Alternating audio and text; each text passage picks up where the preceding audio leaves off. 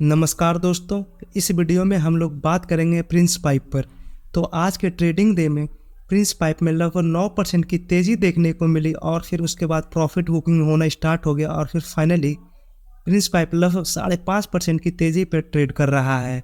तो इस तेज़ी के पीछे की वजह तो मोहल्ले के बच्चे बच्चे को ही पता होगा कि कंपनी का Q4 रिजल्ट।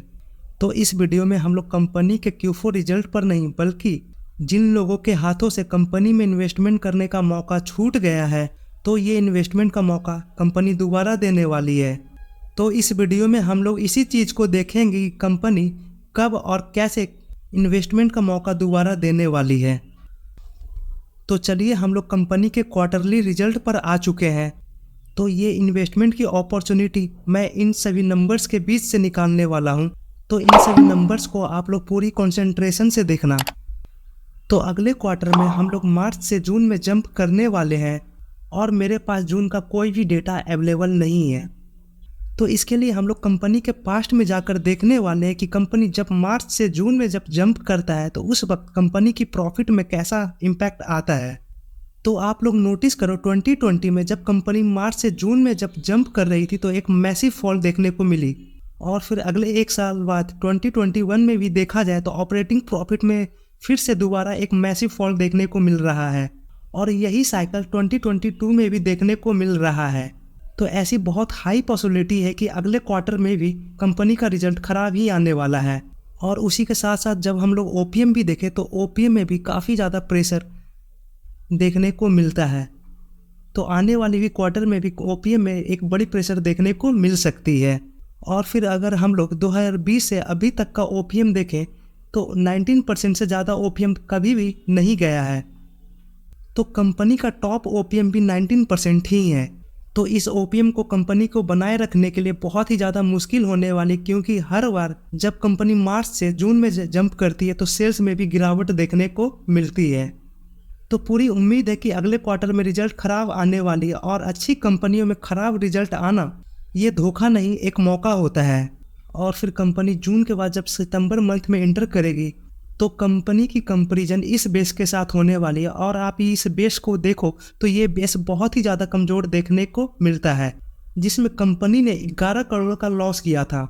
जब कंपनी इस बेस के साथ ईयर ऑन ईयर कंपैरिजन करेगी तो आप लोग खुद जज करो कि कितनी बड़ी मैसिव जंप देखने को मिलेगी। और ओपीएम भी देखा जाए तो इस पीरियड में -2% का था। जब सितंबर 2022 का कंपैरिजन सितंबर 2023 के साथ होगा तो एक बहुत ही बड़ी ईयर ऑन ईयर जंप देखने को मिलेगी। तो इसके लिए आप लोगों को बिल्कुल रेडी रहना होगा, क्योंकि सितंबर के जस्ट पीछे वाला क्वार्टर जून का रिजल्ट खराब आएगा और यही जून का मंथ अपॉर्चुनिटी बनकर आने वाला है।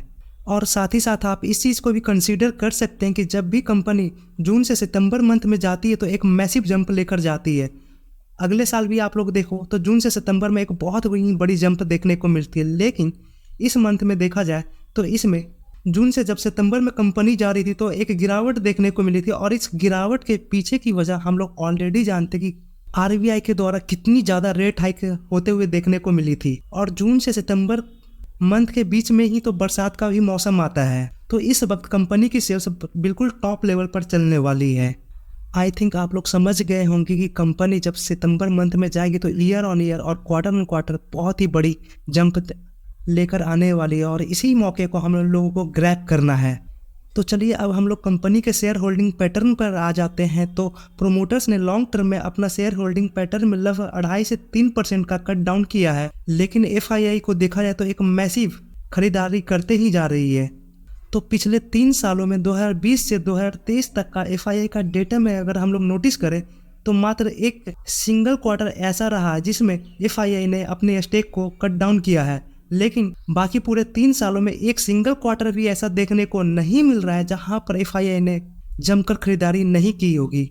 दूसरी तरफ डीआईआई अपने स्टेक को कट डाउन करते जा रहे हैं और फिर फाइनली पब्लिक के भी हाथों से स्टॉक कुछ टाइम से छीना जा रहा है। आई थिंक आप लोग ऑलरेडी ये भी जानते होंगे कि किसी भी स्टॉक में तेज़ी एफआईआई की एंट्री पे बहुत ही ज़्यादा तेज़ी से बढ़ने लगती है और इसी का उल्टा जब किसी स्टॉक से एफआईआई निकलते हैं तो उस स्टॉक में गिरावट भी बहुत ज़्यादा तेज़ी से होने लगती है। तो आज नहीं तो कल एफआईआई भी अपने स्टॉक्स को सेल करेंगे और उस दिन इस कंपनी में बहुत ही ज़्यादा गिरावट देखने को मिल सकती है। तो मैंने इस कंपनी के आप लोगों के सामने प्रोज और कॉन्स दोनों ही बता दिए। तो चलिए हम लोग कंपनी के लॉन्ग टर्म इन्वेस्टर्स के लिए भी कंपनी के प्रॉफिट एंड लॉस को देख लेते हैं।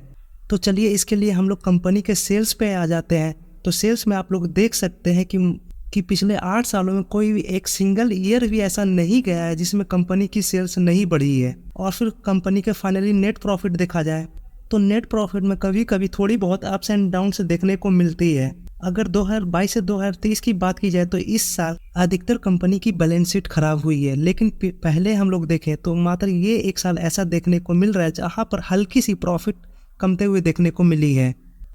और फिर फाइनली अगर हम लोग कंपनी के लॉन्ग टर्म बोरोइंग्स को देखें तो कंपनी के लॉन्ग टर्म बोरोइंग्स में कंपनी के पास पहले अच्छी खासी कर्ज देखने को मिल रही थी, लेकिन करंट टाइम में ये डेट फ्री कंपनी बन चुकी है। और फिर कंपनी की दूसरी छोटी छोटी शॉर्ट टर्म बोरोइंग्स को देखा जाए तो कंपनी ये सभी बोरोइंग्स को एक साल में चुका देती है, तो ये सभी ज़्यादा चिंता की बातें नहीं हैं। तो जाते जाते कंपनी की मार्केट कैप देख लेते हैं। तो कंपनी की मार्केट कैप मात्र 7,000 करोड़ की है, जो कि एक स्मॉल कैप कंपनी है। और आप लोग ऑलरेडी जानते होंगे कि जब भी स्मॉल कैप में अगर गिरावट होने पे आई तो कंपनी 50-60% तक ईजिली टूट जाती है। और दूसरी जो सबसे बड़ी इंपॉर्टेंट पॉइंट है, अगर किसी भी कंपनी में अगर ताला लगता है तो वो रिसेशन के वक्त ही लगता है, और वो भी स्मॉल कैप कंपनीज में ही लगता है, क्योंकि उसके पास इतने ज़्यादा पैसे नहीं होते हैं कि वो रिसेशन जैसे घटनाओं से लड़ सके। तो मैंने ऑनेस्टली आप लोगों के सामने कंपनी के प्रोज और कॉन्स दोनों ही रख दिया है। ये कंपनी मैंने आप लोगों के सामने स्टडी पर्पस के लिए लाया था, और ये कोई बाइंग या सेलिंग रिकमेंडेशन नहीं है। आप लोग चाहें तो इस कंपनी को स्टडी कर सकते हैं। और इसी के साथ इस वीडियो को एंड करते हैं। Thank you for watching.